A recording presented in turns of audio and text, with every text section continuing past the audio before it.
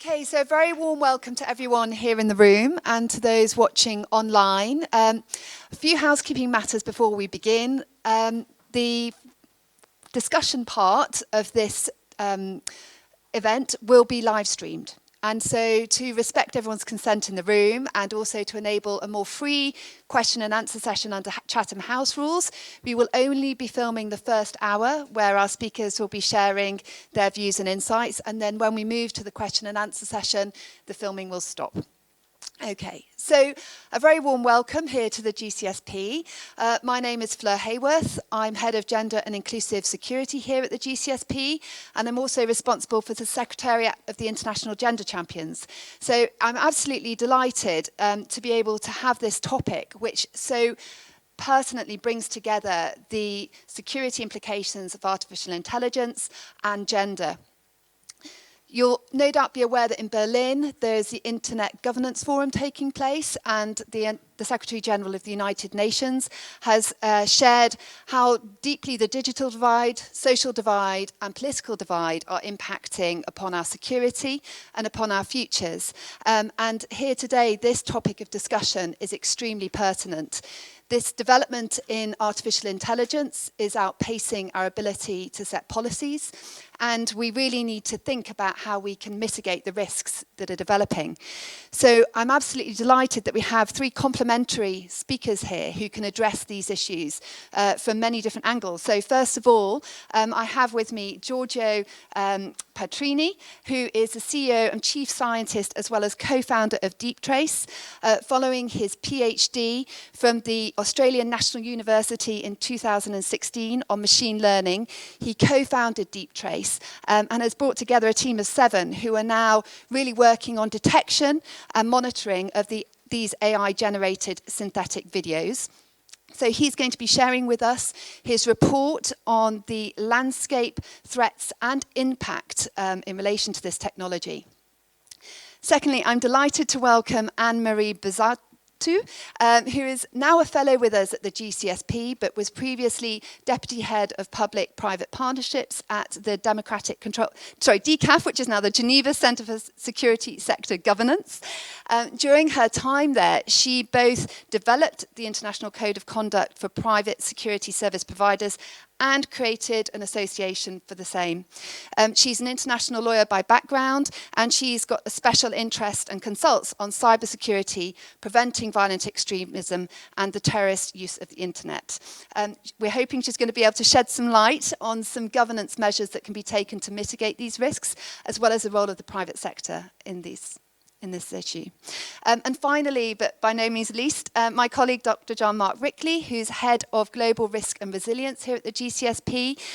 Many of you may know him as a Research Fellow at King's College London, a non-resident Fellow in Modern Warfare and Security at the Trends Research and Advisory in Abu Dhabi, as well as and a senior advisor on the AI initiative at the Future Society at Harvard Kennedy School, and an expert on autonomous weapons for the United Nations in the framework of the Governmental Group of Experts on Laws, Lethal Autonomous Weapons. His biography is very complete, so I won't. He's an expert. So I'm delighted that we have you all here today. And the key questions we're going to be looking at are firstly, what does this evolution in AI mean? What is the impact? And as I mentioned, there's a really big gendered component here. As you will be hearing, 96% of these deepfake videos contain pornographic content. 100% of the videos are containing victims who are women, and all the videos are non-consensual. So there has been an exponential increase in this consumption, in the watching of these videos. So already since you published your report, you said there's been a rise of a couple of thousand videos being produced. So it's now about 17,000. And we have over 137 million views of this content since February 2018. And this viewing and this consumption is financing the development of this AI. So these are the critical issues that we need to explore. So firstly, I'm going to start with Giorgio, since you've really given us the platform to discuss this issue with your report. Could you tell us firstly why you decided to set up DeepTrace? All right, thanks so for the introduction, and thanks a lot for having me here today. It's an honor. So I guess this maybe can be answered with in two ways. So at the time, maybe a couple of years ago, when we started to hear the term deepfakes as sponsored and advertised by the general press, I was in academia. What I was working on, so my specialty at the time was on deep learning, and in particular I was looking into this area that is called the generative models, which essentially ways to use big statistical models like deep neural networks to look at millions or thousands of images or videos, maybe containing people, and asking them to reproduce and synthesize something completely new from scratch. And I guess as at the time it picked up, so this topic picked up my interest, both academically speaking, thinking, can we actually devise, so if technology could be potentially used in the future for malicious purposes, because we can imagine many nefarious applications with these synthetic generation and models, can we at least think of ways where technology could be a fix or part of the solution that society will need to have available at some point. So I guess on one side it was a technical challenge, but we quickly realized that just writing paper at the time maybe would not have been sufficient. Also, there was a very, very niche area of interest at the time in terms of putting together forensic science and deep learning for detecting this new wave of synthesized forged material. I guess I didn't find necessarily many people looking into producing new research content in that area. But I also quickly realized that talking with colleagues and other people involved in a scientific community around me all over the world, that probably just technical solution per se would not be enough here. You will need many components to try to get a solution in place in society here. We decided to start a company because there is still a lot of work to understand who is going to be using this technology, where they're going to be put in place most efficiently, in a most economical, viable way. What is the role of users? What is the role of private companies? Or the role of governments as well? So that's when I decided, as a personal challenge, to start something that would be more than just a technical adventure, but more with the mission of solving a societal problem here, which I think we are in front of right now. Thank you so much. So you have some slides, I understand, to share some key elements of your report, and perhaps if we could turn to that now. Mm-hmm. Sure. There's a clicker just here, so okay. Thank you.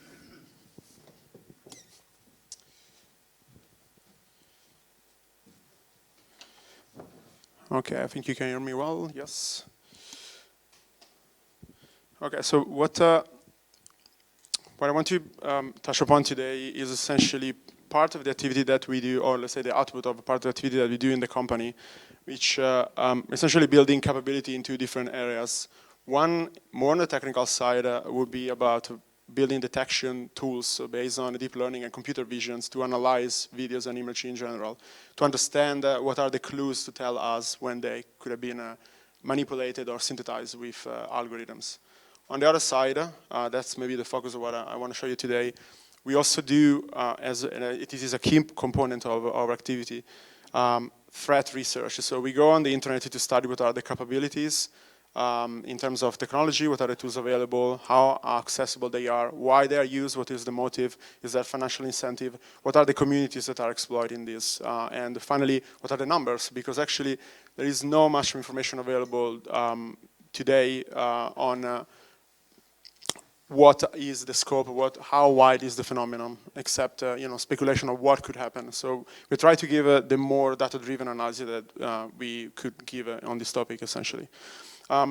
Maybe a question that I don't want to answer is what is a deepfake? I assume most people here will be familiar with the phenomenon. I will not try to define it because it escapes a little bit of a definition or a semantic has been evolving in the last couple of years.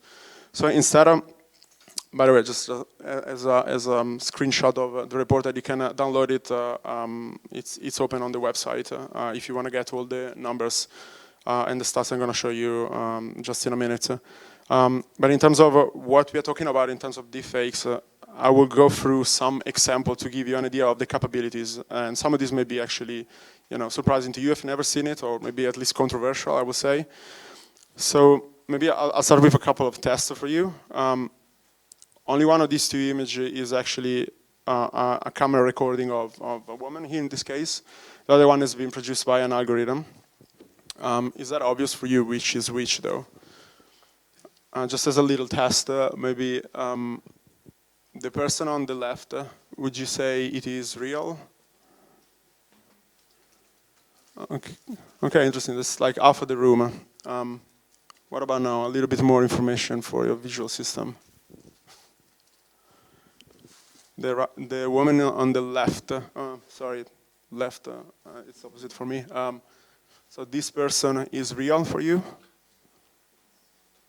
Okay, a little bit of change. So here is the answer. That one has been synthesized. I think on the other one there's probably a lot of makeup, so that's a little bit confusing. But don't despair, you're not alone here. So this game has been played 6 million times over the internet.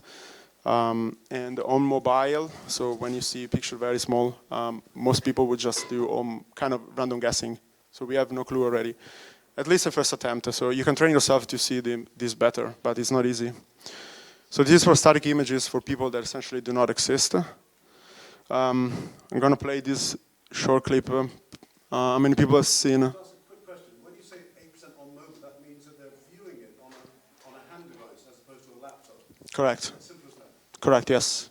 Yes. Yes, indeed. It will be a little bit easier if we see them higher resolution, indeed. Yes. So this is a short clip from The Shining. It's been changed in some way that I'm going to ask you who is the main actor of The Shining actually that discussed here. Let's see if it works. I think I need, okay. Hey, the weather forecast said it's going to snow tonight.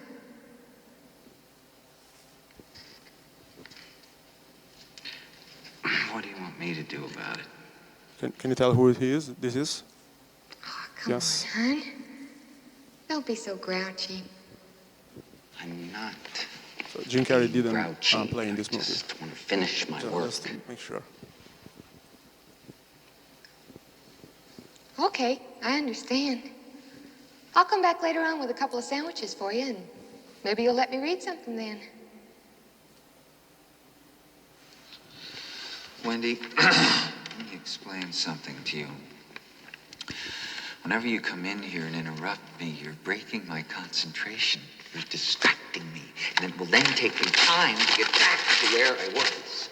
Understand?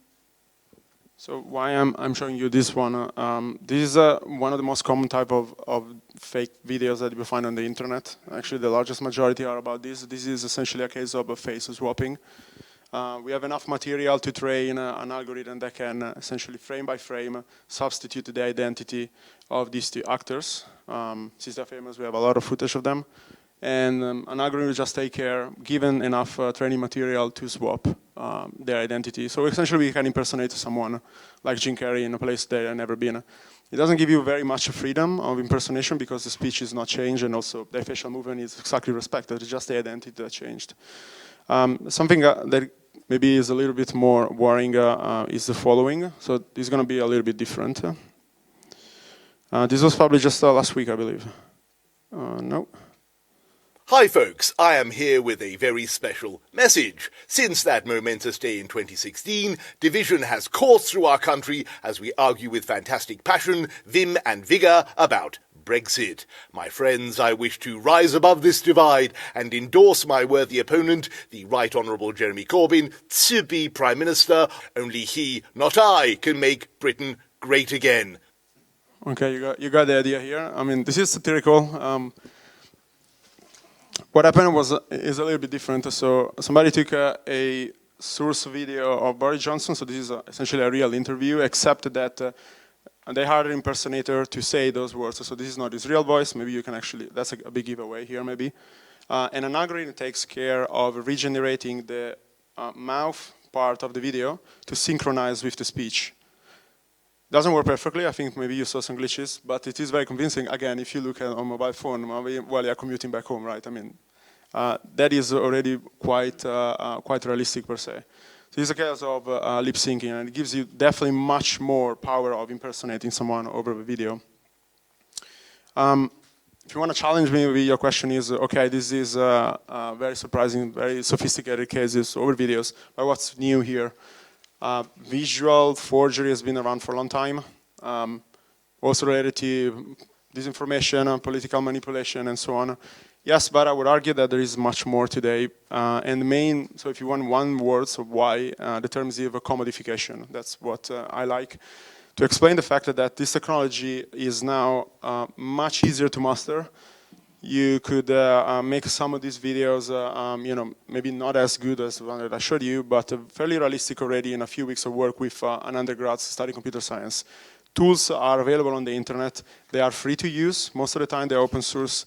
They are inexpensive to run with a budget of, you know, a few $100 over AWS cloud services for computing. You could make something already interesting.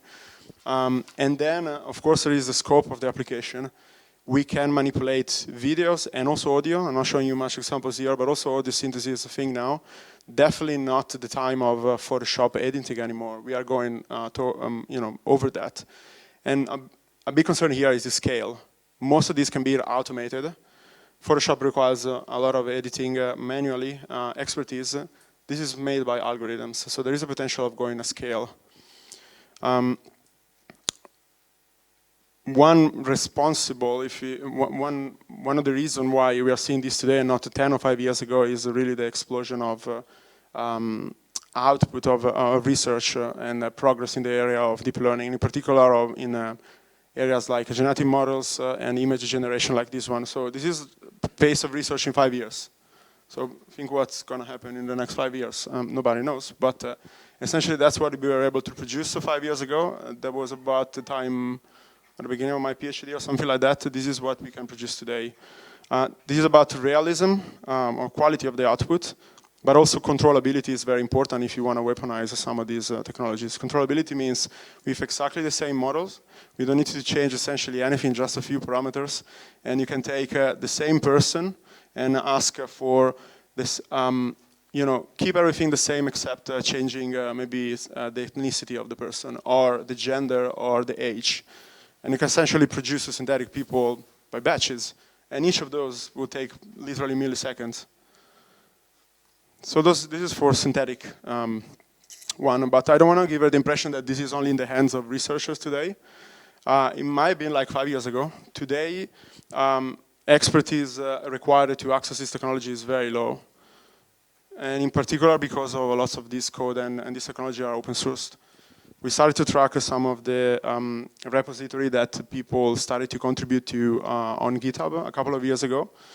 So GitHub, just to make sure we know what we're talking about, essentially a big repository of different code source that everybody can put there, everybody can read, contribute to, implement and you know, improve efficiency, improve realism of some of these algorithms, completely open source in the wild for free. Essentially, there are community of amateurs that contributed to it. This number, just to explain the interest of here, some commercially available tools, even sponsored by, you know, big IT companies in Silicon Valley, may have this kind of interest, 20K, which means that hundreds of people are actually committing code monthly. Also, on top of this, people have been making easier to use tools like computer apps, graphical user interfaces. So you could actually install your deepfake creator software on a Windows machine, and by clicking, maybe you're not even writing code anymore, you can start to make something decent.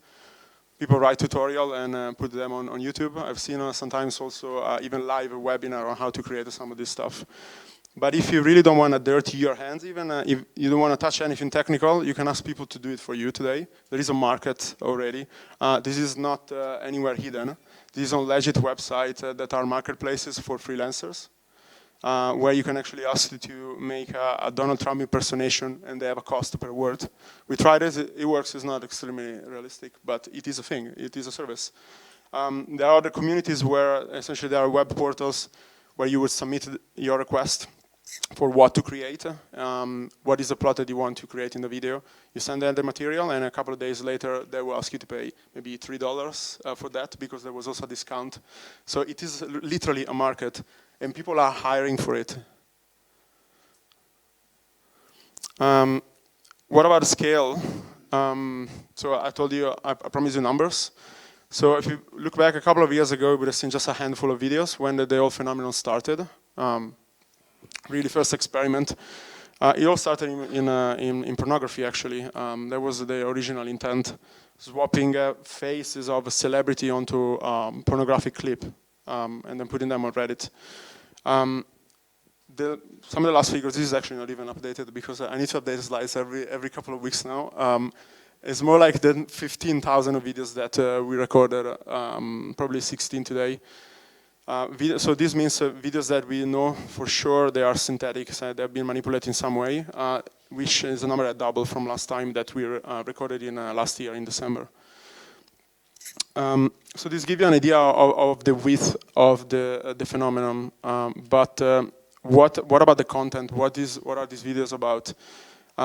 So we found out that essentially a trend established throughout the last couple of years. It started in pornography and is still very much about it. Forget today disinformation, forget today pollution of political discourse. It may come at some point. Today people, what they use this technology is for porn essentially. 95% of the videos that we find on the internet, on the communities that we monitor are related to pornography, non-consensual. In the sense that creators never ask permission to people being featured in those videos, right? So you just take a video of somebody of you on the internet and it will put you in a video realistically, in a porn video. These numbers means some of these websites are actually accumulating millions and millions of views of those videos, which is indirectly saying this is again a market. Usually through advertisement. So this is never going to disappear unless it's stopped because there is a lot of financial incentive there already. Maybe this is not surprising if we break down on two of the categories that we may look at in terms of type of content. Porn targets is only 100% women. It's not the case if you look at more satirical, funny type of videos on YouTube as a baseline, just to give you an idea. So today, it is definitely the case that women are the main target of deepfakes, period. How about geography? It is not, so this maybe was a surprising fact that we found out in our analysis. You may think that deepfake as technology is a phenomenon that only interests the West. We actually found that there is already a lot of attention in Asia, in particular South Korea and China. Definitely not lagging behind in terms of technology itself, but also in terms of interest from people consuming this type of content. So I want to quickly touch upon two cases that I think highlight something more than just numbers. So with numbers, I can give you an idea of what is the scope, what is the scale that is today and might be achieved if you project it in the future. But then numbers don't give you an idea about the importance or let's say how worried we should be for some potential weaponization here. So I'm going to touch on two cases. The first one, I guess, is related to national security, if you wish. So this woman here, Katie Jones, had a LinkedIn profile. And she was part of one of the major, most prestigious think tank in the US. She was very well connected on LinkedIn with people in national security in the US. So we have one problem, actually, Katie Jones didn't exist. So this person was able to connect with very key people in the US government administration without actually being a real person. Why this is relevant or important? I mean, everybody could have just put like a picture from Google Images up there, right, and faking their profile. The fact is, when a journalist from AP took a look at this case, claiming that it was a fake profile, today, journalists do not have even the means to understand where this picture comes from, because that was just generated from scratch for this use case. So it was not a repurposed one from Google Images that would tell you, oh, this person was with another name on social media in the US. So this is created from scratch. It's just more toolings for people that wanted to do impersonation, social engineering, you name it. Last one that I want to touch upon is maybe even more worrying. This story didn't pick up very much, to be honest, until we dissected it a little bit more in our report. But the original story was actually an investigation of Mother Jones, a US magazine. This gentleman here, if you don't know, he's the head of state of Gabon, Ali Bongo. Background story, last year the president was missing from the public scene for several months, allegedly for health conditions. He was hospitalized abroad, until someone started to question his health and decided and asked to the government for proof of his livelihood, essentially. This is a screenshot from a video that as a New Year's statement that was released by the government, which apparently didn't convince many people in the public opinion, who started to point to this video as a fake. You have several people commenting on Facebook, actually talking about this as a deepfake, also on YouTube, I believe. So dramatically, 1 week later, after the release of this video, Gabon saw a coup attempt. And while I don't want to necessarily make a direct link here, there is a footage of an interview from somebody in this militia group that also mentioned the oddness of the videos as part of the motive of their violent action. So why am I bringing this up, this story? Many times people come to me saying, we have never seen a big incident with deepfakes. So maybe there's something is going to happen in the future, but is it going to be really threatening politics and this information anytime soon? That's the example. So even if this might not be a deepfake per se, technically speaking, the fact that the public opinion knew about the potential of creating a fake video like that already had such a dramatic effect on a country at such a high level, just because they could question its veracity, essentially. So that's already an indirect effect of this technology that we can see. I'm going to stop here. Essentially, I wanted to give you an idea of the type of analysis that we are doing, that you can also find on a little bit more details on other use cases in the report.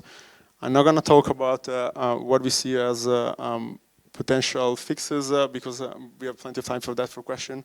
Yeah, thank you very much otherwise.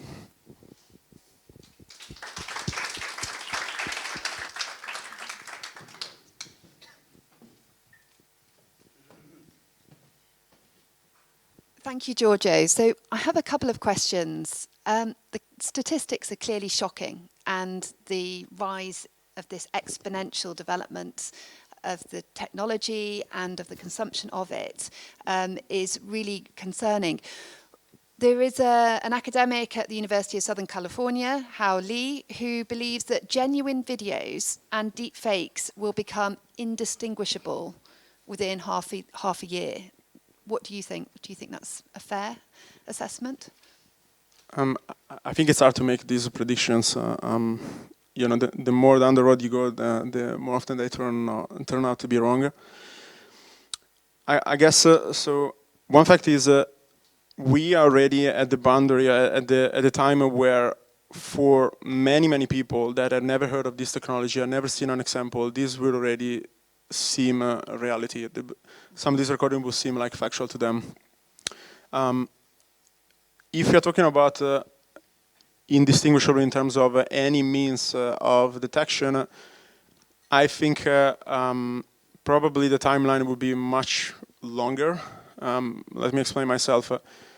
What we have been showing here, and we see more examples, are a very constrained scenario where you know the algorithm is going to do a good job for faking a face appearance, for example, changing the identity. We are nowhere near today to, for example, create a full body synthesis of a person that was not in that scene and making them act completely at our wish. They will take some time. Definitely the dynamics sometimes are you know, there is a little bit of hype here, I guess. So the dynamics sometimes are told as if they were very fast, but research takes time. Making this technology efficient and usable for people takes time. We have seen this type of result essentially are the result, the output of maturity of technology over the last couple of years. You're talking about face swapping in particular. So I'm not concerned for them being indetectable in 6 months. I don't think so. And so your algorithms can keep pace and detect at the moment, and you can see that continuing. I would say so. I think right now detection technology have an edge, but we don't need. Again, it's obvious to say, given your question, this is always going to be an armed race, as is in any other security scenarios. I would say, if there is an attacker that has some incentive to bring up new technology, new expertise, a new way to deceive and to penetrate in a system, they will do it, and at the same time, there is a chance on the other side to build the prevention and defensive measures. Thank you. So we've heard there's lots of concerning implications in terms of trust in the political system, trust more broadly in what we read, what we hear, social engineering, fraud, abuse of women's identities, potentially using this pornographic content to make threats, to bribe, to manipulate. What's most concerning to you? Yeah, I think you touched upon maybe two that are quite concerning.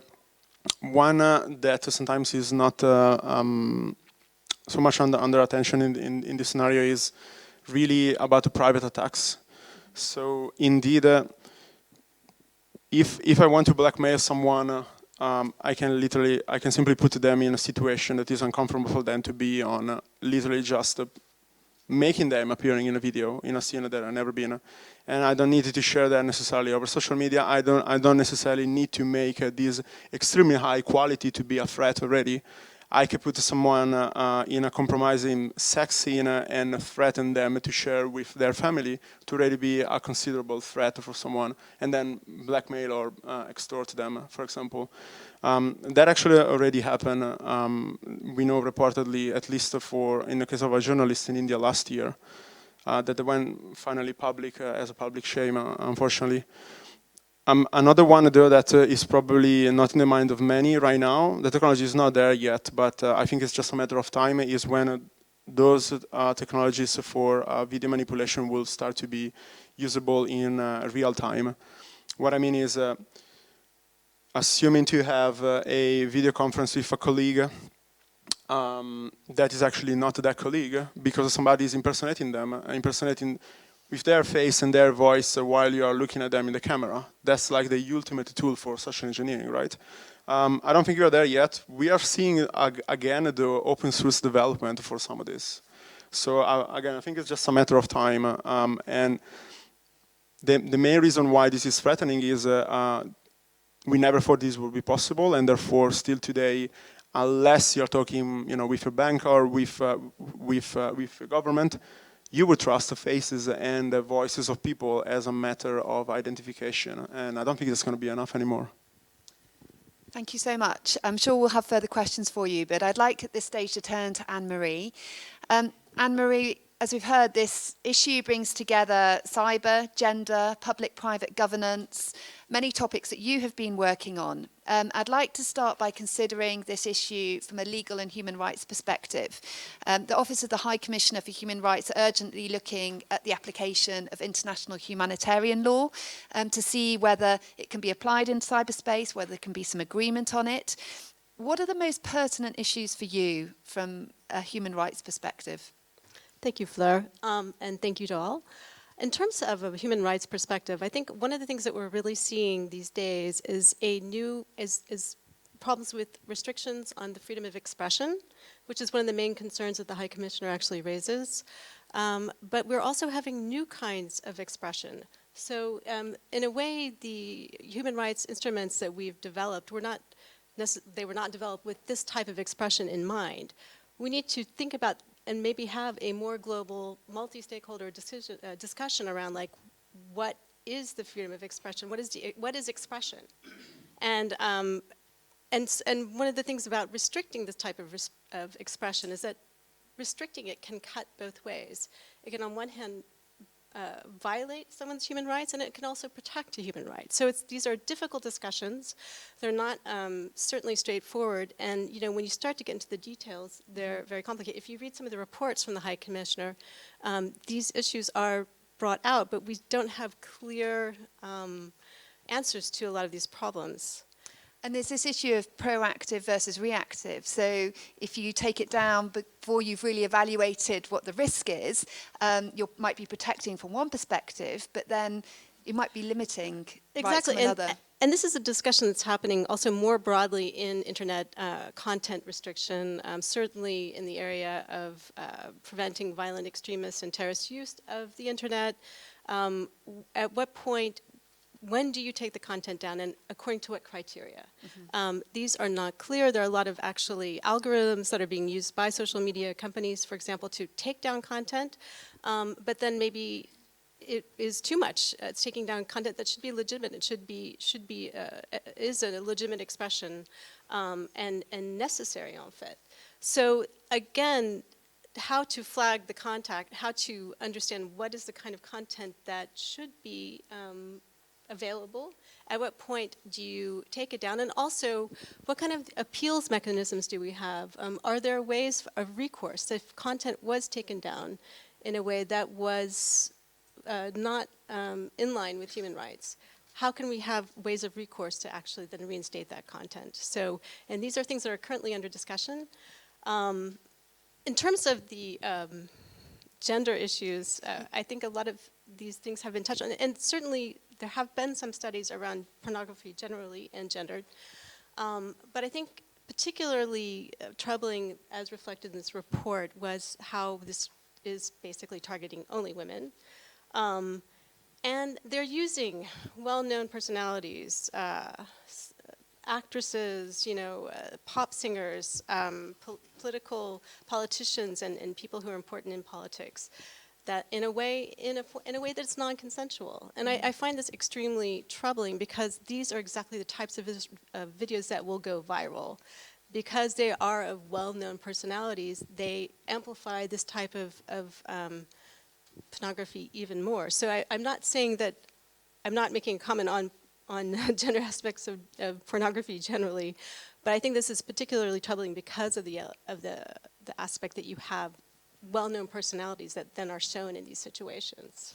Yeah, there's one actress has actually spoken out and said she is not taking personal action against it, but she's very concerned for those who are less famous than herself, for precisely the reasons that Giorgio has identified, Exactly.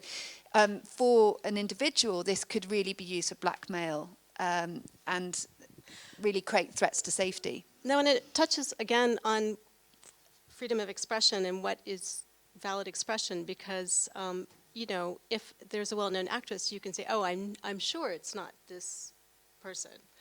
But when you get to less well-known people, then you may not be so sure. And then certainly in other elements, if we go out to politics, this becomes less and less sure or certain. Did this person say that or not? Was it, it really undermines our understanding of what is real. And so... Yeah. And just finally on that point, we know there's a gender-digital divide in that far fewer women have access to the internet. Yes. Far fewer women are involved in designing these algorithms. There is a big bias in the algorithms that are being developed. This seems to be both widening that gap in terms of access and design, as well as having a huge impact on women themselves. Well, I would agree. Just what the report seems to suggest is that, especially as women are the ones, the victims of this, that this is something that would be increasing more of that divide. Yeah, absolutely. If we could turn to the regulation, what do you think is the role and responsibility of the private sector? And from your experience, is there any inspiration that we can draw from other security challenges and ways of tackling this? So this is a really interesting topic, and when you look at it from a governance and oversight point of view, really everything that you see points to a multi-stakeholder approach. And what that generally means is something in which you have governments collaborating with companies and with civil society in order to try to come up with some type of standards, and it's the only way to really effectively address these challenges. Now, the reason for this is pretty simple, because each of these actors, and I mean companies, governments, and civil society users, us, we all have particular influence and control over the internet. And a government may have authority over its jurisdiction, but as we know, the internet is not jurisdiction limited in most cases. Companies, by and large, and computer experts have the kind of competency to understand the technology to make the changes, and many times they're actually the ones that own the infrastructure of the internet that can actually, or the service that can actually take down content. So they need to be working with governments. Governments often can't do this, or not very easily.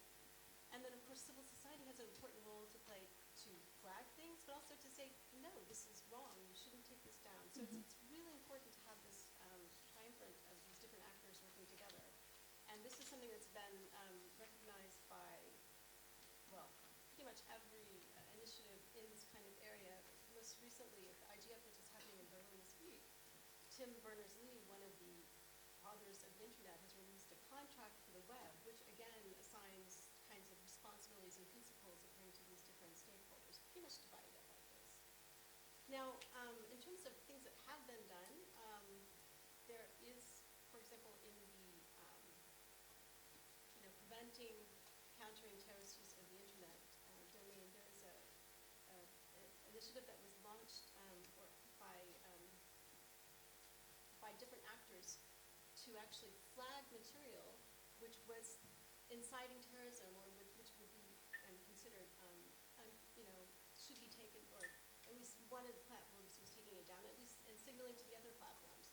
So this is something that could be done to, again, try to bring attention and identify content that shouldn't be. So it's off. Oh, it's dead. Good. Okay. Okay. So this would be a way to flag content that has been deemed problematic and then share it among other platforms so that they have that identification. But again, according to what standard and to what, who takes the decision of what is the right kind of content to be online and not. And these are discussions that certainly haven't been fully developed. I know certainly in child pornography that's been criminalised such that the end user is actually responsible for the consumption of that footage. This is clearly a different issue. And I understand in South Carolina that where a lot of this technology is developing, that there are more laws. There's more progress in terms of defining what is an offence. In the UK, it's still under harassment. But do you think there is a need to really think about how these offences are defined legally? I think that is, yes, I think that is certainly part of the solution. As I was saying before, you have to have these different actors working together. Governments have a certain power and a control that is important in helping to set norms and standards. At the same time, if you have laws in South Carolina or in California, which actually there have been a number of laws, and recently there was a law passed last month in the state of California which bans, or criminalizes, makes deepfakes of politicians 60 days before the election. Now that's a good step forward, but and as so many of these companies are based in California, it can actually have maybe more impact. But let's also keep in mind that there are a lot of people outside of California, outside the jurisdictional reach of California, who can certainly make this and put this on the internet. So it has a limited impact, although I do think it's important from a normative point of view to start to say, these are things that we should talk about and think about doing on an international global scale. Mm-hmm. We've heard about the potential threats to elections and the examples that have been given of politicians, their speeches being manipulated. What do you think that we can do overall to mitigate the threats that this is posing to our democracy, to our social systems? Well, I mean, I just would highlight, though, the thing that Giorgio also mentioned is, you know, when you have more and more of these videos available online which show things that maybe you can or maybe you can't believe, this is one of the things that really does lower confidence in, also, if a candidate is, or a politician has been accused of wrongdoing, it may undermine an investigation. You know, we've heard it. It's fake news. It's not real. You know, somebody did this. Somebody made this up for me. This is now really diluting these types of, you know, scrutiny that I think is important. And this is one of the things that can really contribute to electorate citizens saying, it doesn't matter if I vote. It's not real. You know, engaging is something that is being manipulated by others anyway. Now, in terms of what can be done, I think that this is a larger question, but I would just, let's see, I did actually want to, I don't know if anybody saw this. This was released, I believe, last week. It's actually, it's the only video I have, but it's a deepfake video that was created with Richard Nixon, President Richard Nixon, delivering the speech that he would have given if the moon landing had gone awry. So there was a second speech written for him, and now they've done a video which actually shows this. And you could just play a few seconds of it just to give an idea. It's along the same lines as some of the other.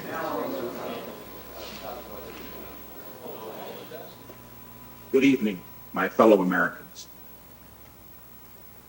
Fate has ordained that the men who went to the moon to explore in peace will stay on the moon to rest in peace. We can stop it at that point. It's, yeah, so. For every human being who looks up at the moon in the nights to come. Yeah, that's why. But again, and this is not something, I mean, obvious, it's pretty obvious that it's not real. Nixon has been dead for a long time. We think the moon landing was successful. This is certainly an alternative reality.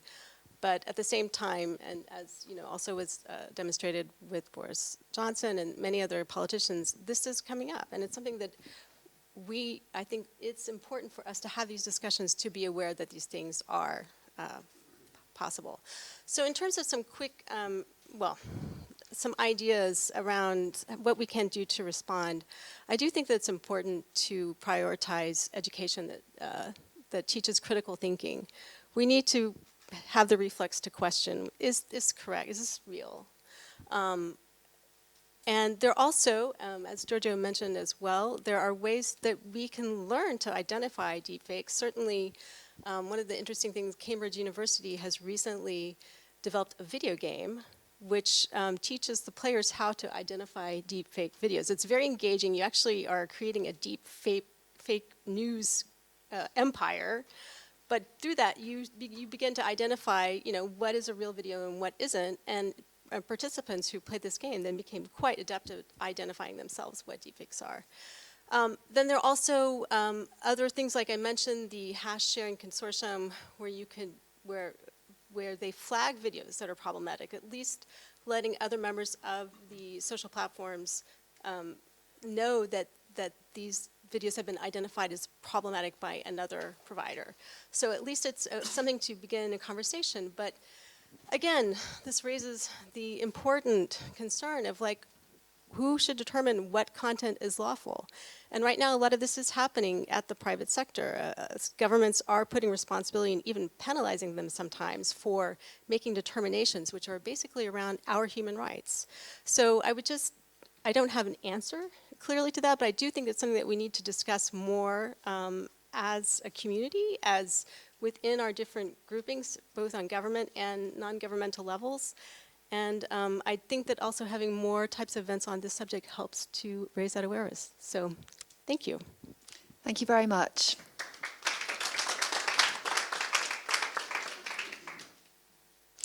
Jean-Marc, we've heard some of the human security challenges that this poses, but there are also really quite serious state and military considerations. Could you share with us some of your thoughts on what this development in AI means more broadly? Thank you. Actually, I won't use my presentation because most of the slides that I wanted to show were already shown. But yeah, so 4 points. And the first one is, I think the most important one, is that this deepfake, that could be visual, but there is also audio.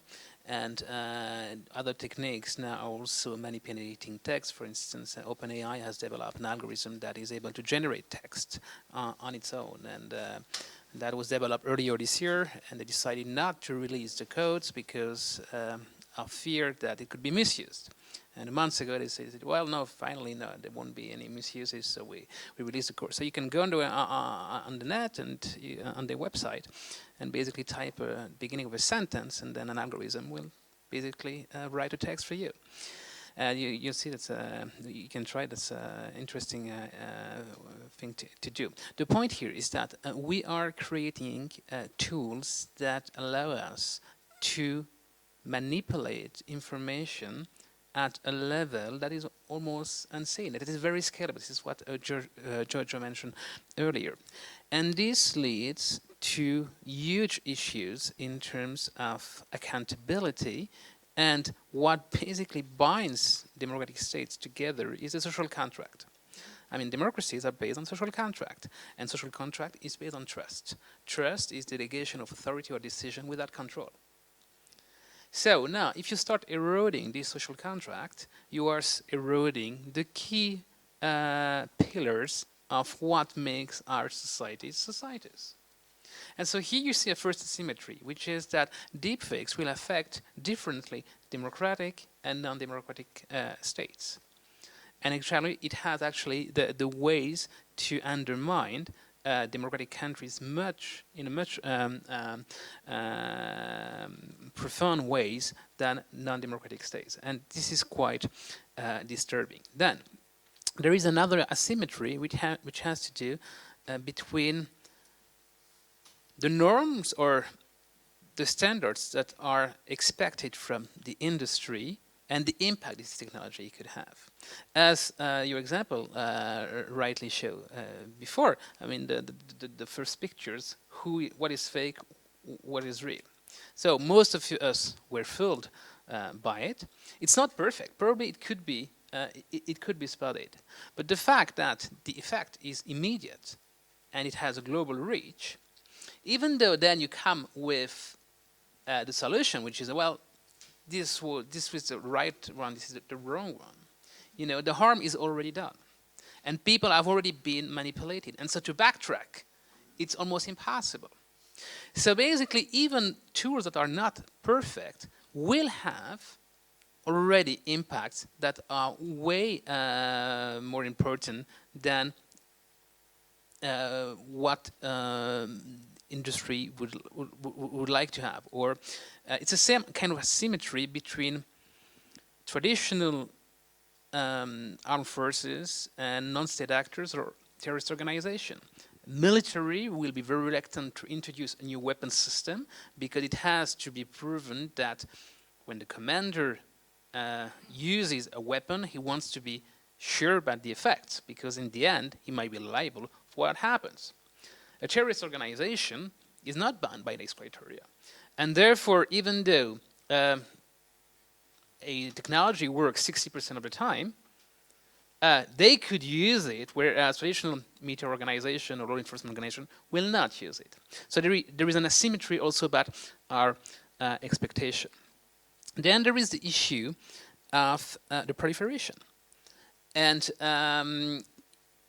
I think Giorgio's report and his team report highlights that very clearly. We saw the figures. We saw the pace at which this technology spread. And this has to do with the nature of the technology. Once something is digital, it's almost impossible to stop the proliferation. And I think that in the future, we'll see obviously more and more of this. Will have more and more impact on, potentially impact on people. Another issue is the weaponization. And although we have not yet seen any concrete evidence of weaponization of this technology, beyond the fact that it could be used to undermine the social contract, there have been two examples I want to mention. The first one is one article that was published earlier this year that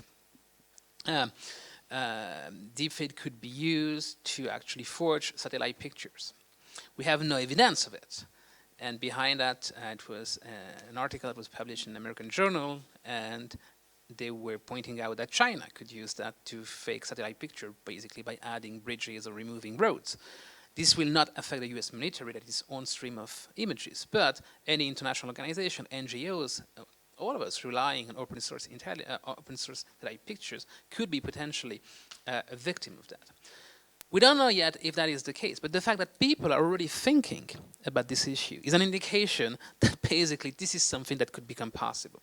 And the second example is an experiment that have been conducting in Israel, where a medical imagery center was hacked, and MRI pictures were actually modified through deepfakes and then were shown to radiologists, and 100% of radiologists were fooled by the fake pictures. So removing a tumor, adding a tumor, and so on and so on. So here you have lots of issues that pop up in terms of most medical image centers, or not all, are not aware of the security, how vulnerable they are in terms of cybersecurity. That's an issue of cybersecurity. But then beyond that, it's also about, again, how we treat information and the impact that information could have. And my last point is, in all of these technology that relating to artificial intelligence, but also other emerging technologies,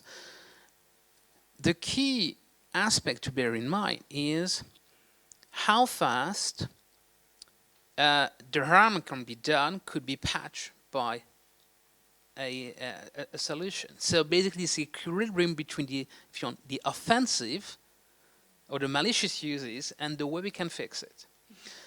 And so if there is always a marginal advantage towards creating new deepfakes with new techniques that algorithms cannot pick up, then you have this marginal advantage, which is offensive. And so which means that that will change the way you have to think about security. Because just developing system based on antivirus system, for instance, will not help. Because an antivirus system helps you to guard against viruses that have been already identified, but not guarding you against what we call in cyber domain zero-day vulnerabilities or new viruses. So you need to change the way also you think about security, and it means that in a sense you have to be much more proactive, but in finite it also means that if this offensive advantage becomes a structural advantage, the best way to protect yourself at the state level is no longer to defend, but to attack first, because you want to preempt something from happening. Gosh, okay. So it's pretty scary. I mean, Antonio Guterres said yesterday that we're at risk of a geopolitical rupture, a great fracture of trade, security and internet systems. Do you think we can mitigate? Do you think there are things that we can do to safeguard if we're attacking first, if we're taking the offensive, as this margin you described? What does that look like? How do we need to be thinking about security differently? Well, if you think in these terms, that's a very slippery slope. Because if you think that the best way to protect yourself is to attack first, it's a concept of preemption. Mm-hmm. And preemption is a violation of Article 2.4 of the UN Charter. And therefore, you completely undermine international law. So lawyers in the room will tell you, well, there are in some cases preemption is authorized. Yes, it could be authorized if you are, if you have the evidence that you are about to be struck, mm-hmm. and therefore you can basically preempt. But then it's a matter of judgment call. Okay, so well, how close was I to be to be struck? And it's one thing to say someone is pointing a gun at you and wants to shoot you, or someone is buying a gun because he thinks that he might actually want to kill you. You know, so you could basically act on preemptive grounds for these two situations, but they're very different. So if we really go into that, into giving an advantage to the offensive, then that leads to a much more conflictual environment, because it means that there is a race, an arms race, to actually always improve the way you can deceive and win over your adversary. So the last thing you want is ending up in a situation like this. So is there a more positive way we can think about this? It's not thinking positive way or not. It's just that we have to acknowledge that these are the kind of challenges. Then, obviously, we have to work. There needs to be a multi-stakeholder discussion, especially involving the industry and the specialists, to actually try to come up with technical solution. But beyond that, in all this technology, what we need to really think about is the access to the technology. You know, and sometimes we might have to rethink the way we share information. You were mentioning, Giorgio, real-time impersonification, and the fact that now you can find an open source database, that kind of algorithm. Well, you know, if that is available for anyone, even though most of people have well intention, it only requires a few actors that could be that have malign intention and could use that in a malicious way. So this whole thing, I mean, there is the argument for open source, because if you put something which is open source, you'll have the power of collective intelligence to solve problems, and that is very positive. But also, you run the risk of people having access to technology they could never have had before and repurpose its technology or use it in a different way. And that is a key governance issue that we are facing right now in terms of technology. Thank you so much. I'm conscious that we're just slightly over the hour that we said we would be live streaming this. So I'd like to thank everyone that's been watching, and we're now going to turn to